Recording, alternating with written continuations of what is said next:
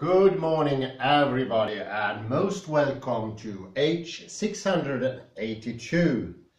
We are recording here today in Sköllersta in southern Närke, and it's a very lovely day. I've just been out second, but it's warm, and I hope the sun is going to show its face a bit later on. It looks that way.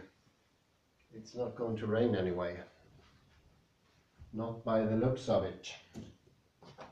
It's a lovely day, and I will today begin with a lecture about yoga in combination with other stuff. And I call the lecture a bit technical, but it needs to be technical because this is a technical arrangement. And it's called slowing down the fight and flight response. Fight and flight response. Fight and flight response, this is this ingrained movement, reflexive movement that we share with all living animals. All living animals have the same reflex. And it's a bodily reflex. It's a pattern reflex that involves the whole body, and we know it's very hard to discern what is movement and what is neuron, what is muscle, what is neuron. We can only point to some incidences, but T1 and N1 are the slow partners in this game. T1 is the muscle group that takes as energy fat, called T1. And N1 is the neuronical counterpart. And in between those there has been great debate, but I think Jan Eiskens in concord with Diego Lucio Rapoport solved the problem, what is the connection? But it's one of those problems, it's akin to the mind-body problem. How does something go from being a neuron to being a muscle? In this model, it's the same thing. And the other one, the fast twitch muscles, these are the rapid muscles. Reactive muscles. They take as energy sugar. And there's also a difference. The sugar craving muscles are anaerobic, whereas the fat craving muscles are aerobic.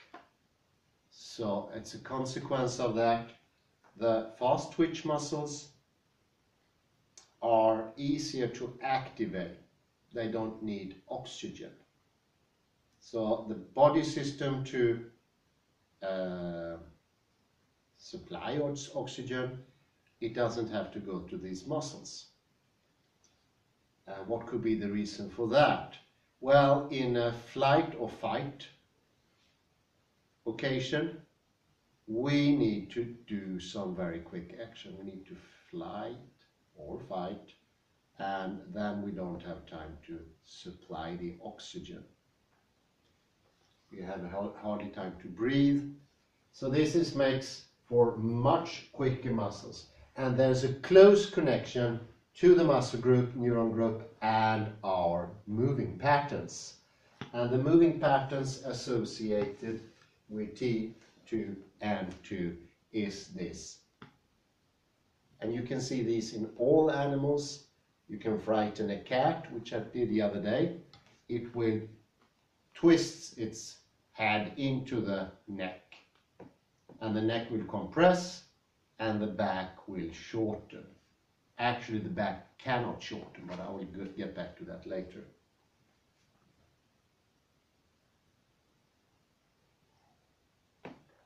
And we say that the reason we have T1, T2 and 2 as the dominant muscle group, or the muscle group that is in authority in the body, is because established patterns of misuse, it's called. And these are probably established in childhood, but they can also be established later on because of some traumatic experience, like burnout, traumas, and similar grave incident. It can also be a disease like COVID, that's famous to cause this thing. And this is how they get established, but this will cause a lot of problems for the person. And there is no way, or there wasn't any way out of this, because this takes over the system and actually creates a sort of new way of willing things. So you're in the system, it's a moment catch, it's moment 22 catch, and it's you cannot will yourself to use the other muscles. You cannot change your moving patterns. If you do this movement, because this is also movement, if you do this movement, you cannot force yourself or will yourself out of it. We know that for a fact. That's impossible. And although all people at the workplaces in Sweden sit like this, and after a while, let's imagine they're sitting writing something, they will slump, and they slump, and they slump. And probably after 10 to 15 minutes, they notice the slump, and there is this reaction. And this reaction, both directions are really bad, but this is still T2 and N2 acting. And that's actually reinforcing the habit. And you have this pendular movement. And actually, I saw a movie a couple of years ago, somebody filming people sitting and working and getting the speed on the movie up during a 4-hour working schedule. It looked really funny, going up and going down. And this is the 90% of the population these days. Of course not fit people. This never goes for anybody in elite sport. None. There's nobody in elite football or any other sport. And you don't find it in well-equipped military services like Jägare and those things, special forces. You seldom find it in politicians as well. It's very rare. People that are prone to action don't have this habit because that stops you from acting too. JFK is a famous person with really, really good posture. So these people never were exposed to any trauma, and they kept it naturally all their lives, and they will keep it to the day they die. And that will mean they will have a health risks that are severely reduced. Their risk of cardiac arrest is incredibly much low. Their risk for autoimmune diseases that are that common today are very low. And what won't happen to them is this very common today, working related strain injuries, RSIs. And back problem. I think 40% of the population are suffering from back problems. So we want that. You can understand my goal here. It would be better that more of the population would be in the T1N1 mode. And that's also the mode of all the animals. And we know this when you go to also original groups, for groups like in the Amazons, Malaysia, Papua New Guinea, and the middle of Africa. You'll find people having this. Why? Even most of Africa has it. And part of the reason we can't fix this consciously is because our consciousness are not consciousness. I mentioned that before. They are reflective consciousness. An automatic process that has no willpower in the body, can't affect bodily action, and on top of that has no perception of the world. That is our consciousness. And this is what Benjamin Libet showed, to don't even have a part in action. Because we react before the conscious mind is active. Well, I have to add the Western conscious mind, because that's incredibly different to the Eastern conscious mind and the conscious mind of these people. The difference is astounding. It's not even similar.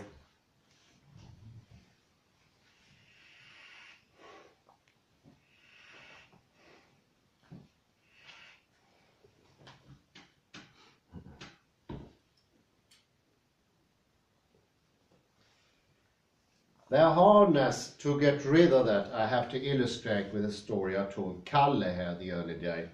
And to one of my lectures, a young man attended who was doing yoga since many years ago. He was a healthy guy, and I assume him to be untraumatized. He'd been doing yoga for a long time. And after the yoga, you usually end up doing a savasana. And that's the most important position in yoga, and the hardest to learn. It looks like you're lying down just. And you are supposed to relax every fiber in your body after half an hour of yoga practice, something of that sort. And he noticed, and he sort of complained and asked me, what happens to me is when I sit in savasana, lie in savasana, even after 10 to 15 minutes, my thoughts are rushing. He noticed that everything was still except the thoughts. Thoughts were rushing. And this is not working then. You have this T2 then. Thoughts are rushing.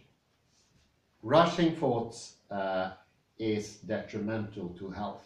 Rushing thoughts is detrimental to posture, coordination, everything that has to do with how we work on a daily basis. And I could not answer the chap. So I would try to contact him, as I told Kalle. I don't have his surname, I probably can find it out. And I've seen this so many times. I saw it in India as well, when we tried to do yoga. And there was a yoga teacher named Heidegger. He was in Hamburg, and he'd been doing it for 20 years. And in comes an Indian businessman with fat belly, smoking, probably drinking beer every day. And they did everything to the exactness. They excelled in yoga. They could do everything without formal practice. And the same I noticed in lifting weights. And I show this example to Kalle. Before you lift the weight, you need to stop with the back. And this is this preparing movement that doesn't lead you anywhere. But this is the most important movement in weightlifting, because if you don't get your back with you, you will not be able to pull the weight. It won't happen. Remember, it could be 150 kilos that you get up here. And I remember trying out, and after a couple of visits, I think Bosse said that there's no idea you come back. I've seen that before. You can never train that away. We know that. And you can train for 50 years, it won't do any difference. Actually, training will engrave it, will make it worse. And this has to do with the problem here. Catch-22. The more we try to do it, the less we do it, because we are engaging this muscle group and we try to correct it. So we need those to stop their action. And this is what Alexander called the inhibitory action. They need to be stopped. Of course, they can be stopped by anesthesia, narcosis, alcohol, well, loads of alcohol, drugs. Though you'll be lying down, you won't be conscious, so that won't work. We know it's extremely hard to stop this flight and fight response once it's established. It's firmly ingrained in the system. And the difficult part, it's part of the movement system, how I move in every instance. It is also part of my thinking process, and it's part of my muscular built, how I'm constructed physically. So nothing is left outside. There's no part of me that is unharmed, like we usually think, and I think maybe people who are proponents of the rational idea, they think there's always a little part of me that is unharmed, that it's outside of the business. And this is this idea of an intellect that's not affected by the body. We know that to be a lie. The intellect is the first thing that gets affected. If you're bodily down, if you're misusing, your intellect goes down as well. And I think this could be cause of the closing of the American mind. It's bad use, misuse. Head goes back and down, I said, and that makes the neck compress, and the back moves in a shortening way. Although the back cannot move in a shortening way, what it does is not to extend. And the back needs to extend before we do any other movement. With the arms,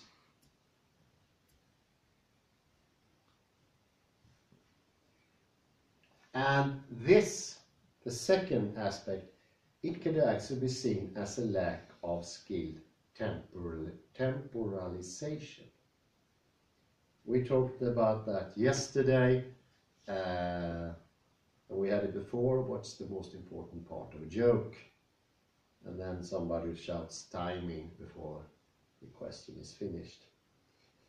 Timing goes into it. First the back comes, and then the arms or the legs. First we extend the back, and then we go on to do the thing we want to do. Pick up something, go down, get out of the chair. All those things always have to start by an extension of the back. If it doesn't start that way, it will harm the system. Every animal on this planet moves that way. No exception. Every animal, even those that doesn't have a spine. Isn't that amazing? So the movement is primordial. Even slugs do that way. So it seemed to be the extension of the back is the most important part of everything. Not only movement. Everything. Perception is dependent on this extension. We have a lack of perception today. Without proper extension, you get that. And it's the extension of the back that defines the movement. And I was looking a little bit yesterday before I finally tucked in at 2:30 at Cristiano Ronaldo playing. That one is playing for Barcelona. And it's incredibly, he knows intuitively exactly how to extend the back at every moment. And every movement gets better by time. It's a bettering. So he's a better player today than he was 10 years ago. You can see that. Although he physically gone down, we all age. It's still amazing he's still playing, I'd say. But that's because of the improvement. But if you do something else, like dancing, you can continue to improve until the day you die. And the same goes with art and our other skills. But if we have this, we will go down. By every day, we will be less skillful. And that goes for knowledge, intellectualization. It also goes for our corporal status. We go down then. So we have two choices, go up or go down. And it's quite literal as well. Because to go up is extending the back. And going down is also negativity. This is what negativity stems from. And this started actually, as usual, in the 18th century. This is the time when bad posture really spread. And that was also the era of, well, not depression, but boredom. Many authors, many people of good pen complain about the boring society. It's boring to be alive. This is this. The boredom in the 19th century became depression. And fantasy emotion is suicidal. Suicide became something very, very common in those days. Early 20th century, it progressed. So we need to see the connection here between how we feel, how we intellectualize, how we rationalize, how our bodies works, how our system works, which diseases we have, or we progress, we develop, we get healthier by age, we get more balanced, we get more coordinated, and it looks better too. It's an ungainly sight. If you start by shortening your back, all the movements looks worse. They don't look as fine. And that's so obvious both when it comes to Cristiano Ronaldo. Fred Astaire is a good example. He extends, very nice. Serena Williams. Yes, Serena Williams. It looks beautiful. And you can imagine Serena Williams not moving in that way. When maybe she would move like Karin Söder and all minister we had. Even she's a looker, Serena Williams. Nobody would like to even approach her if I had the posture of Karin Söder. She looked like this. Karin Söder. Yes. And what we do is we want to perform first. And those performances we do mostly with the arms actually. Some cases the head and some cases the hand. I want to reach for something. And then I go for the reaching.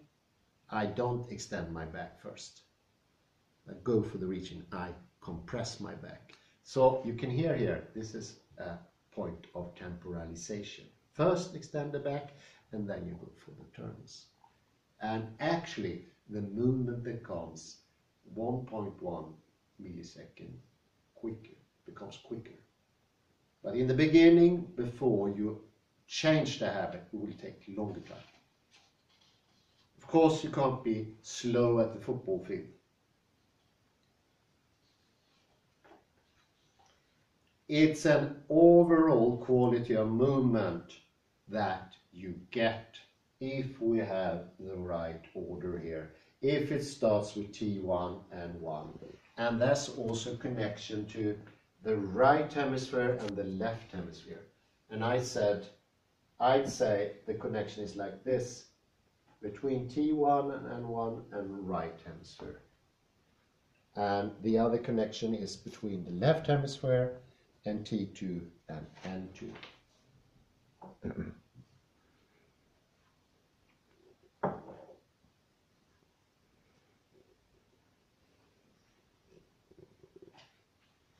Well, the thing is, when you skip a thing in your action, you skip extending the back, that's also thinking. You skip a movement in thinking. You do not take in your information, your knowledge. So thinking and moving and acting are the same thing. There's no such a thing as bad use and good thinking. It doesn't go hand in hand.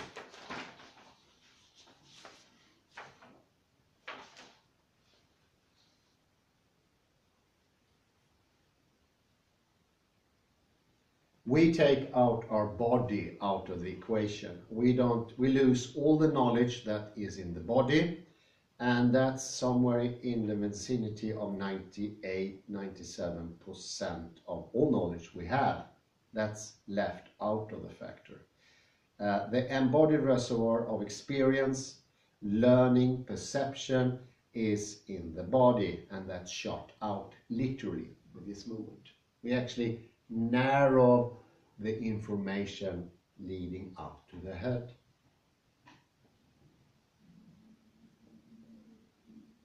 And I'd say this is the actual construction of the reflective consciousness. We get this new consciousness, the Western consciousness, that does not take in reality as a thing, is really bad at thinking, and it trusts other people. We notice that as well. The Milgram experiment doesn't work as well in the Eastern countries. They are more emancipated. They think for themselves, whereas Westerners are very dependent on authority. And that goes by saying, if you lose the contact to your body, you lose your thinking process, you have to rely on another source. So this is coming now, comments from Chinese people. That's bullshit. We are living in the democracy, you're not. And this is proven by science now. So it's this mockery of human beings saying that you live in a democracy. It's complete bullshit. We know for a fact scientifically that Westerners are much more dependent on authority. And then you can have all the decorum you want to. It's just a theater. We know that because it starts with the body and it ends with the body. Nowhere else. And the problem with reflective consciousness, it is proving itself. So it's very self-imposing, self-important, and it needs to be best somehow. And we're talking about something that doesn't have a contact with reality. I think that's, when I read that, I got an idea. Who are the most confident people? Well, the most confident people when it comes to knowing things are the ones who don't know much. Because they don't know what they don't know. Therefore, they can be very, very confident about things in the world. I think that's one of the most typical characteristics of a person who's not that smart. He or she is incredibly sure of the things. Because they know so little, and the little they know seems to be the whole world for them. That's a big problem. I remember an experience I had with somebody. I'm pretty good with nature, and I met somebody who were insisting that toucans were disappearing from the earth. She never met a toucan, she never saw a toucan. Actually, she didn't read much of a toucan. I think she saw a TV show about the toucan. But it wasn't a toucan, it was some other bird. She was very insistent. The toucans are disappearing. Well, I went to a continent where there's loads of toucans, I said carefully. And we had a problem getting rid of them. They were stealing all our food and they were causing havoc. So I don't think they are disappearing. Yes, I know they are disappearing. She saw some other bird. It wasn't even a similar bird. Yes, it was colorful, but it didn't have a long beak. And I think this is also a problem. The reflective consciousness is always sure of itself. And when you tell the reflective consciousness about these things, it will say, well, I already used the right hemisphere. It will understand that's the better part and would say, I am a right hemisphere dominant. And I already started to change into the T1N1. That's the part of the reflective consciousness. It says those things. And look out, that will stop any progress. When you say you already have it.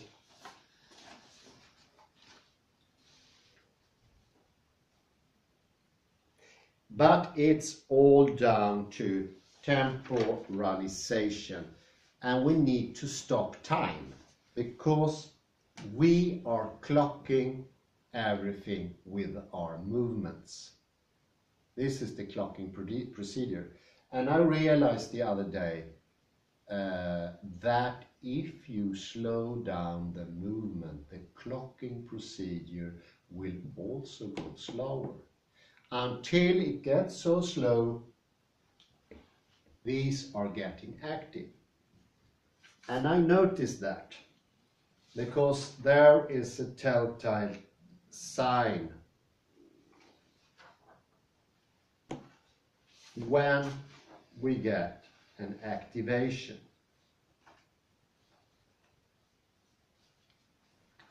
When this becomes activated, you get, I think in the beginning I felt some sort of nausea.